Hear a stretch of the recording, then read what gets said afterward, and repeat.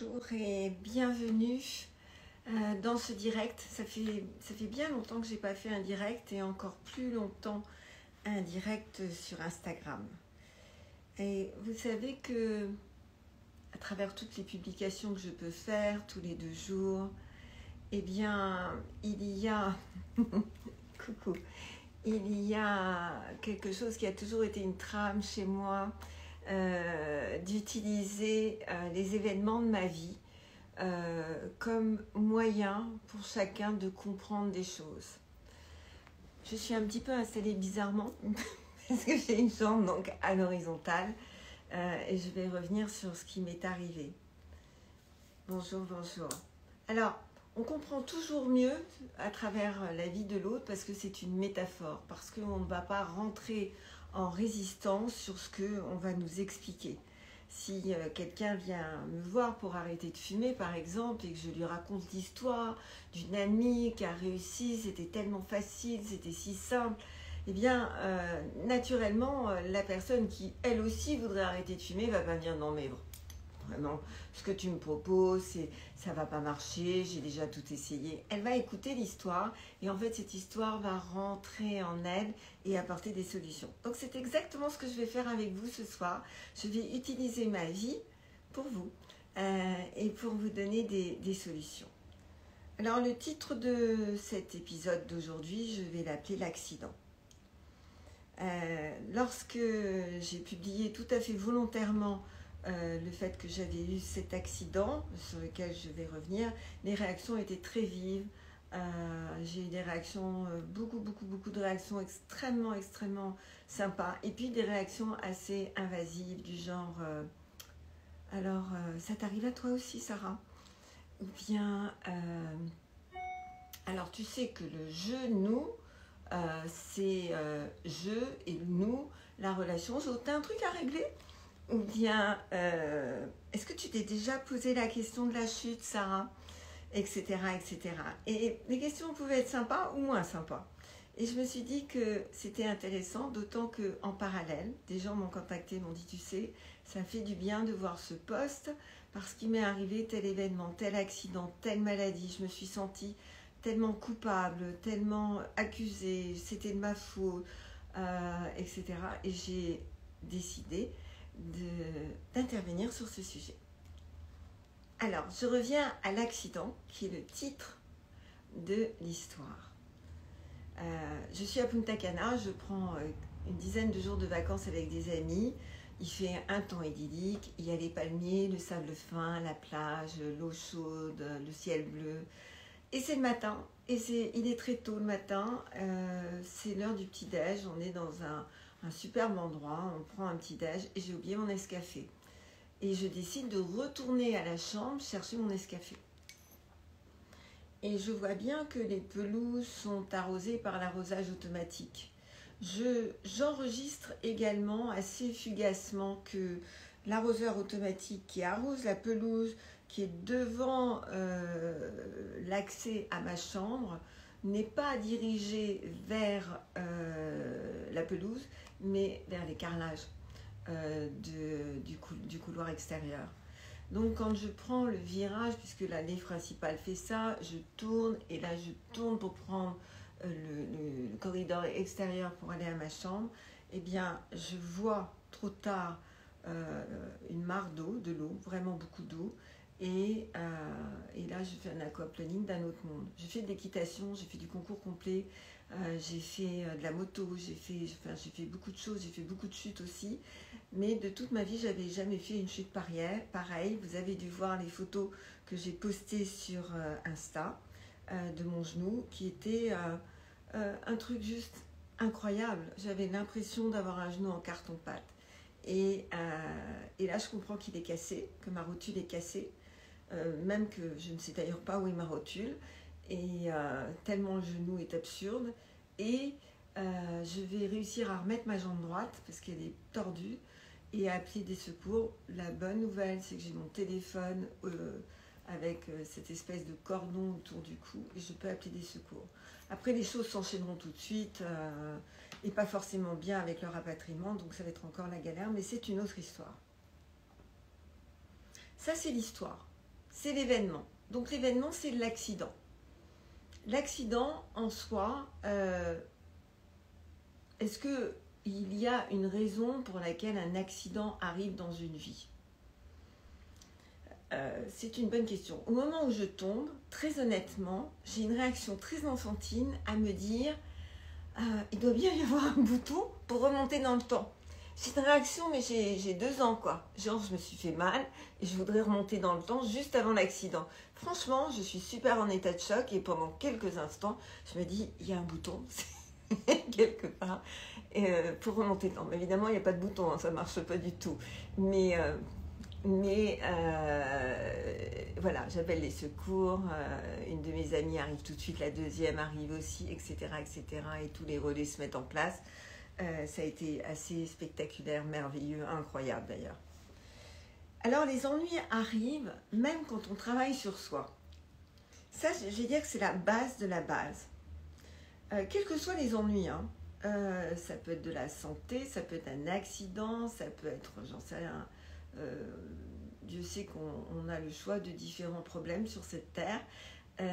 Mais ce qui est sûr, c'est que quelquefois j'ai des patients qui ont vraiment travaillé sur eux et qui un jour arrivent comme fatigués et qui me disent, tu sais Sarah, j'ai tellement travaillé sur moi et j'ai quand même des ennuis. Eh bien, en fait, le fait de travailler sur soi n'empêche pas d'avoir des ennuis. Pourquoi ? Parce que la vie, c'est la vie. Et ça, c'est vraiment quelque chose qui me semble essentiel à comprendre. La vie, c'est ce qui nous traverse, c'est le fait d'être sur cette terre incroyable et merveilleuse. Mais la vie, elle vit bien ce qu'elle veut vivre.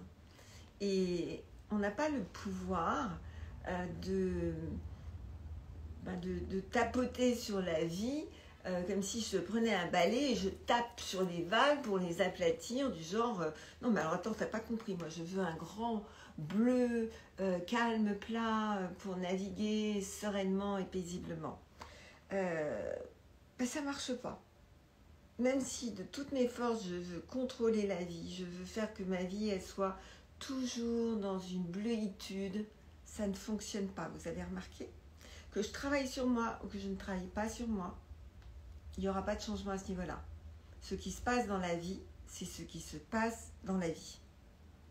Ça, c'est une base qui doit vous sortir de la culpabilité. Il s'est passé quelque chose de grave dans ma vie, vous vous dites, il y est arrivé telle chose, et il va falloir sortir de cette morale judéo-chrétienne de c'est pas bien. Non seulement j'ai vécu une vraie galère, mais en plus, je dois me le faire payer parce que forcément, je suis coupable. Je dirais que dans la vie, c'est un petit peu comme dans ce climat qu'on a, nous, en Europe. Il y a des saisons, printemps, été, automne, hiver. Il y a des saisons qui sont plus sympas que d'autres. Il y a des périodes, il y a indéniablement des périodes où on se sent bien, des périodes où tout va bien, des périodes chanceuses, et puis voilà. Et il y a des périodes où c'est moins bien. Et ces périodes-là, on les affronte de la même façon, c'est-à-dire qu'il va falloir les traverser. Mais de quels outils est-ce qu'on dispose à ce moment-là quand on travaille sur soi ? Finalement, à quoi ça sert de travailler sur soi ? Qu'est-ce que ça permet d'obtenir ? Et où est notre liberté ? Et j'avais une de mes amies qui m'a vue après l'accident quand j'ai été rapatriée et opérée, et qui me disait, mais bon, t'as été opérée, mais alors elle est où ta liberté ? En fait, ma liberté, elle a été incroyable. À partir du moment où j'ai cessé de chercher le bouton magique pour revenir en arrière, je suis repassée dans un mode dynamique, même si j'étais très très sonnée, qui était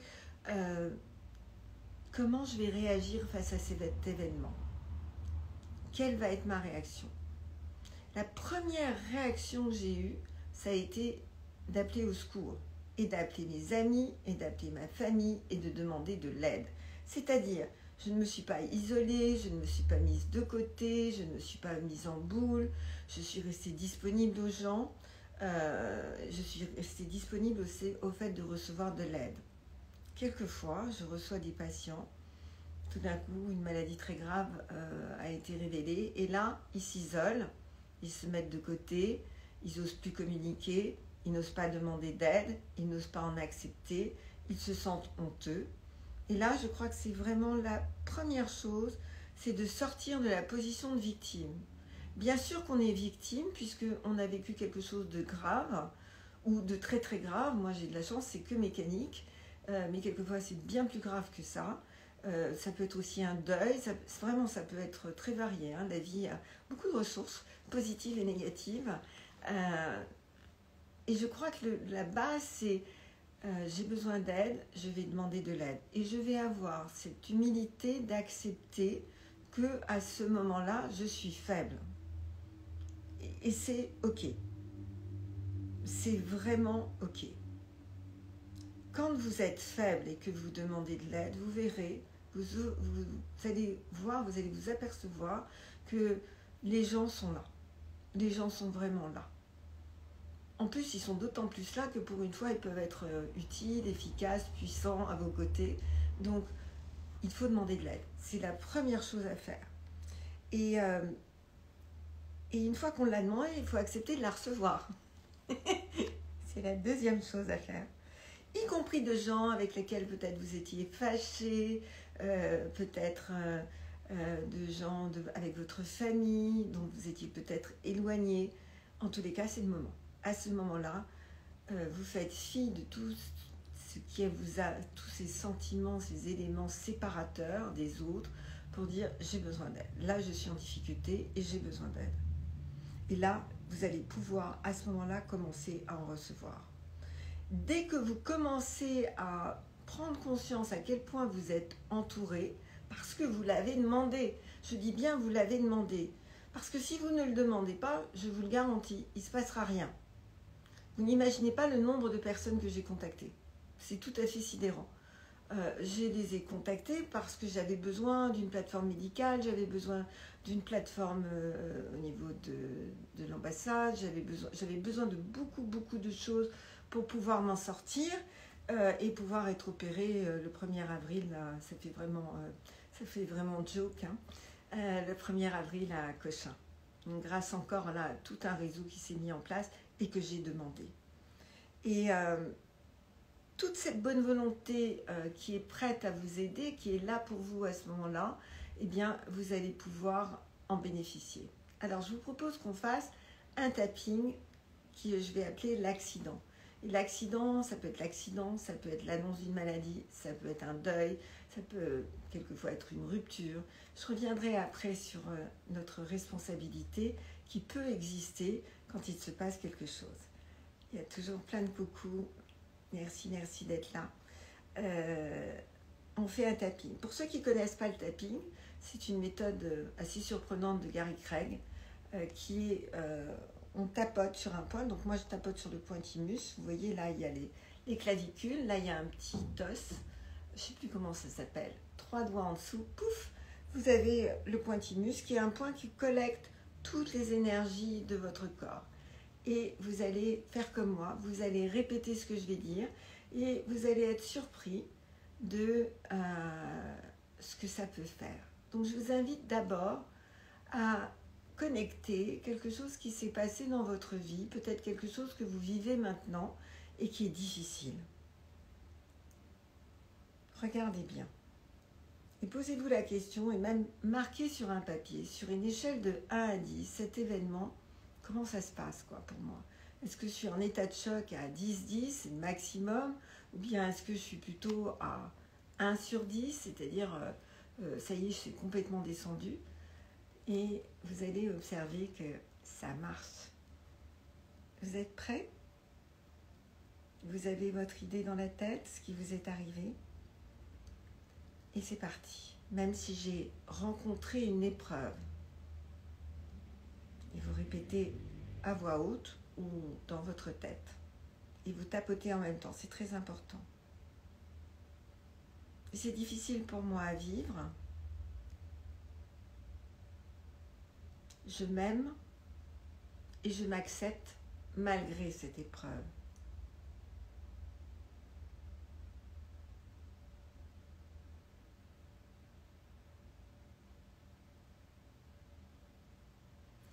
même si j'ai l'impression de ne rien pouvoir maîtriser.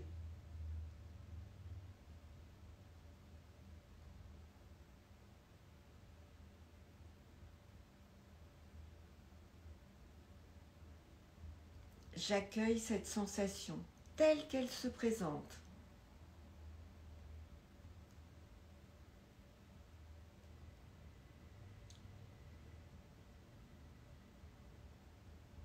Et je m'aime et je m'accepte dans cette impuissance.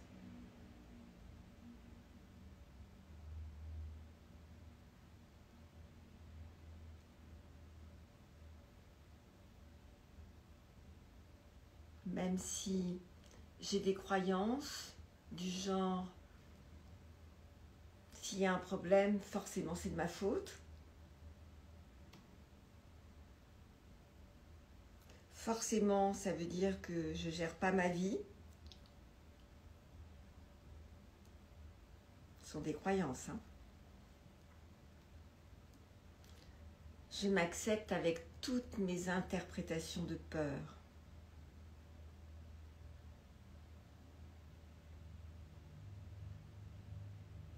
Donc là, en fait, on a un peu évoqué ce qui se passe. Et maintenant, on va aller dans comment je me sens. J'ai eu très peur. Et vous répétez. Moi, j'ai eu très peur. J'ai eu très mal. Ou j'ai très mal.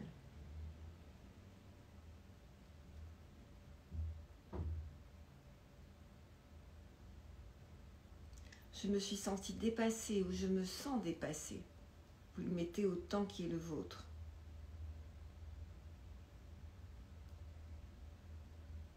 Je me suis sentie coupable de vivre ce moment.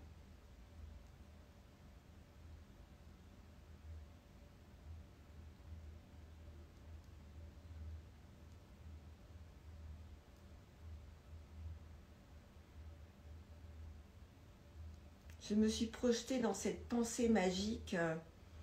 Forcément, je ne suis pas assez quelque chose puisque je rencontre un problème.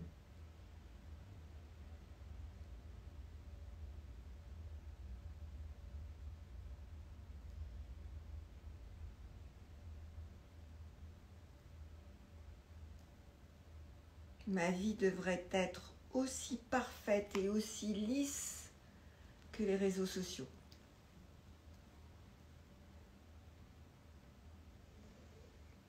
Vous savez, tout est parfait.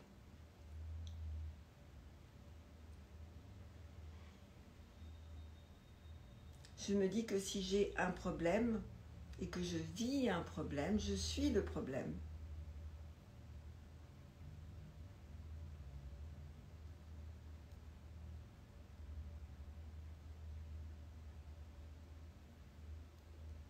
Maintenant, on rentre dans une troisième partie qui est le « et si ». Le « et si » introduit des idées de solutions. Et si je cessais d'imaginer que je suis punie pour une faute inconnue?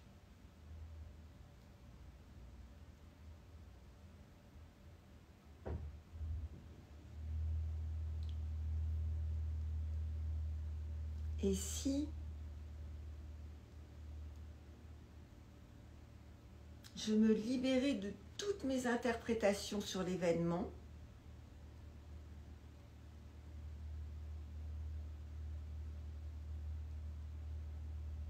pour le vivre simplement?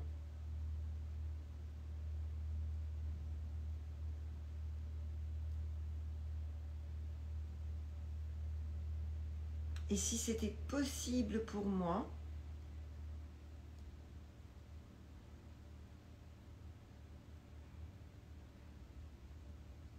de trouver une forme de liberté à travers ce que je suis en train de vivre?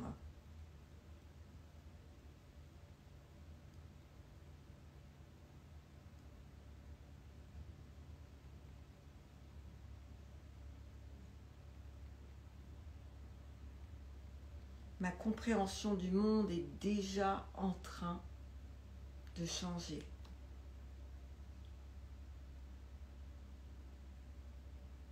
Vous sentez ça, C'est pas neutre hein, ici. Moi, je le sens. Inspirez toujours. Cet accident de la vie est un facteur déterminant de transformation. Je le vis déjà.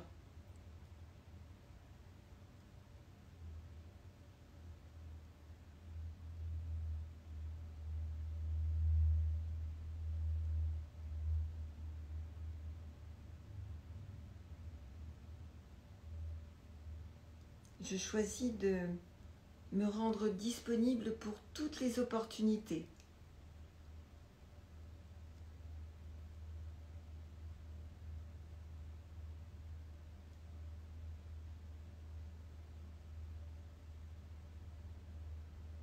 Je choisis de prendre conscience que je suis à ma place, sur ma route, au bon endroit, au bon moment.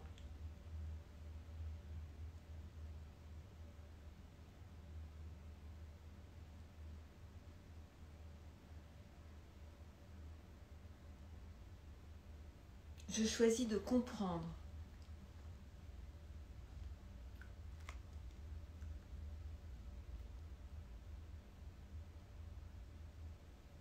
que je ne connais pas encore toutes les conséquences positives de ce que je suis en train de vivre.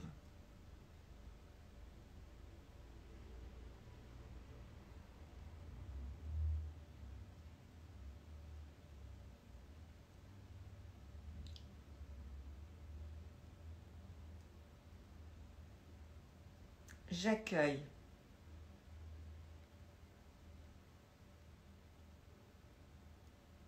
un apaisement profond dans mon âme. J'arrête de lutter.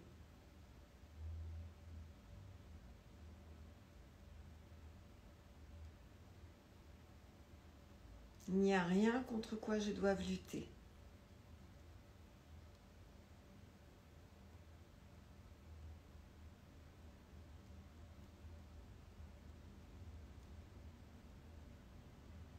Je choisis de me sentir à ma place,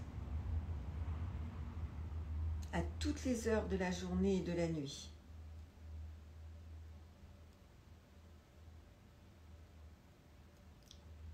Et là, vous connaissez cette phrase, dès lors j'accueille les merveilles et le merveilleux.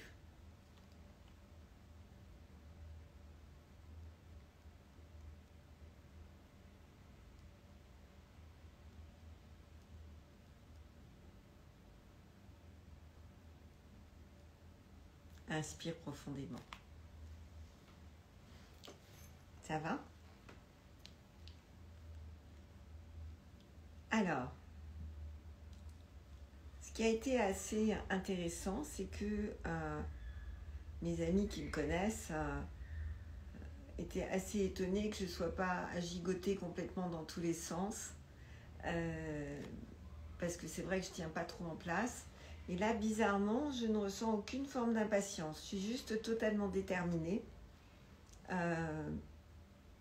D'une part, à ne pas pourrir mon entourage. Ça a été vraiment une décision dès le démarrage.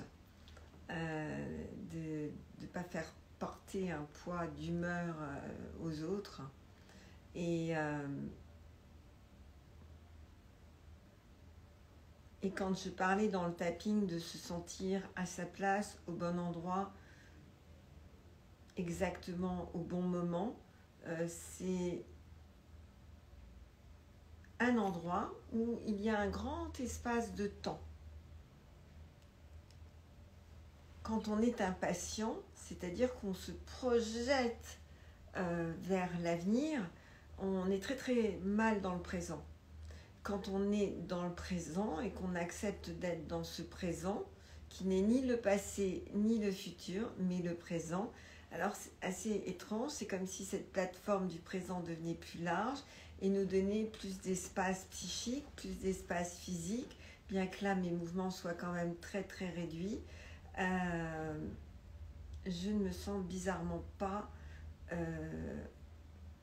prisonnière. Et je ne l'ai pas ressenti. À aucun moment.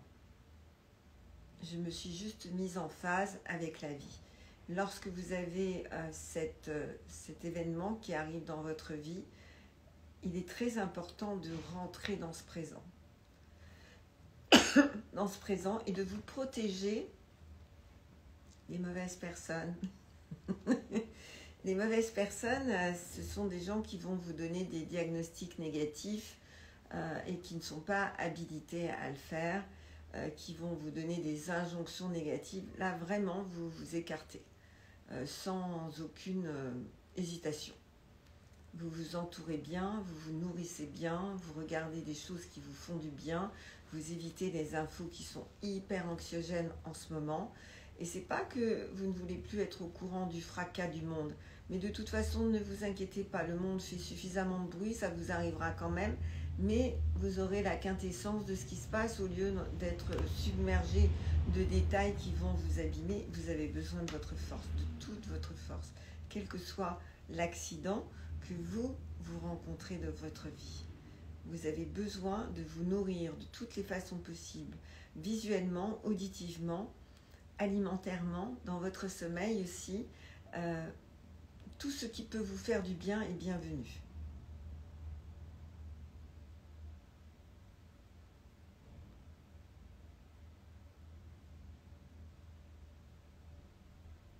Sortir de la colère aussi, ça me semble essentiel. Sortir de la colère. Quelquefois, lorsque je reçois quelqu'un à qui on a annoncé une grave maladie, il y a beaucoup de colère. Et c'est vraiment très compréhensible. J'aurais pu ressentir beaucoup de colère lorsque j'ai eu cet accident. Ça n'était pas le cas. Mais ça aurait pu être possible. Alors je vous invite à faire un tapping là maintenant en impro sur je me sens très en colère de ce qui m'arrive. Tapote, on est au même endroit, le thymus. Même si je me sens très en colère de ce qui m'arrive.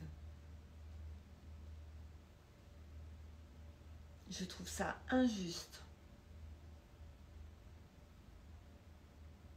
Je m'aime et je m'accepte avec ma colère.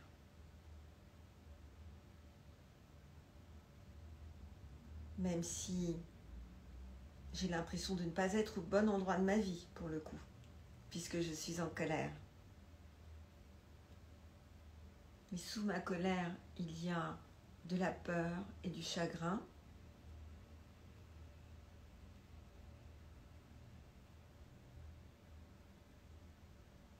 C'est plus facile pour moi d'être en colère que de ressentir ce chagrin.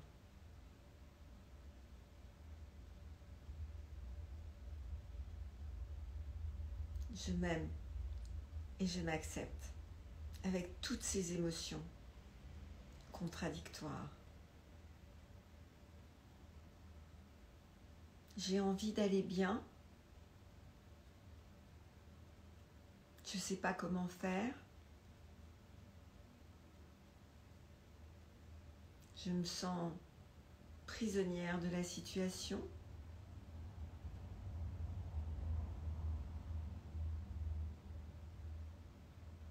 On est toujours sur quelqu'un qui serait très en colère de vivre un événement, qui serait un accident, une maladie, quelque chose de bien difficile.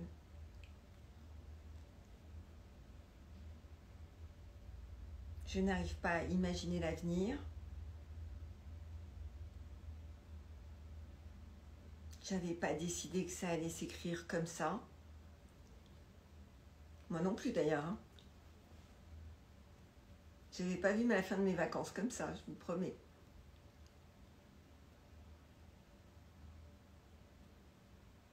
Et s'il y avait quelque chose dans tout ça que je ne comprends pas encore?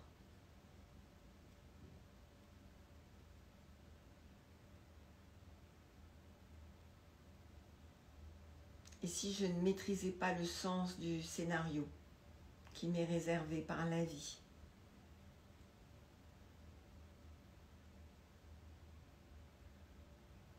Et s'il y avait des solutions cachées qui vont m'être révélées?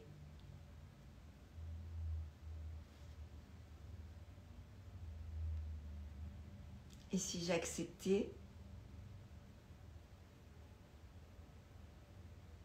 de me vouloir du bien au lieu de rentrer en autodestruction?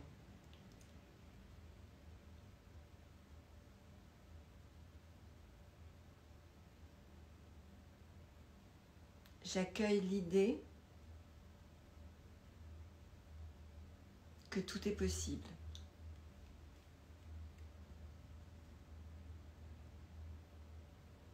Je libère et je lâche ma colère.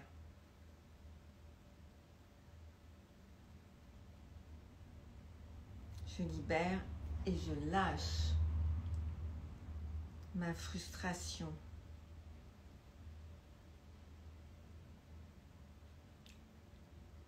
Je libère et je lâche ce jugement que je porte sur la vie et sur les gens. Et j'accueille toutes les merveilles et le merveilleux.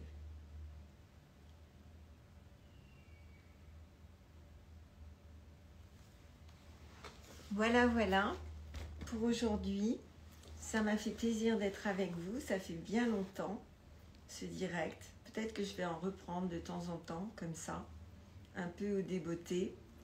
Et je vais faire je l'ai faite déjà. Je vais écrire le texte du tapping, du premier tapping. Le deuxième, je l'ai vraiment improvisé, donc je n'ai pas d'idée. Mais je vais vous transcrire le premier tapping, comme ça vous pourrez le refaire. Vous pourrez de toute façon réécouter cette visio, bien sûr, qui va être diffusée sur Facebook également et puis sur YouTube. Et je suis contente d'y être arrivée parce que je prends des calmants qui sont assez forts. Les os, ça fait toujours très mal. Donc je suis contente d'avoir été suffisamment claire dans ma tête pour pouvoir être avec vous ce soir. Je vous souhaite à tous une superbe soirée. C'est la deuxième semaine des vacances scolaires à Paris. Donc pour ceux qui partent, vraiment je vous souhaite des merveilleuses vacances. Soyez prudents quand vous voyez des sols carrelage mouillés. On va éviter de glisser. Et puis à très vite.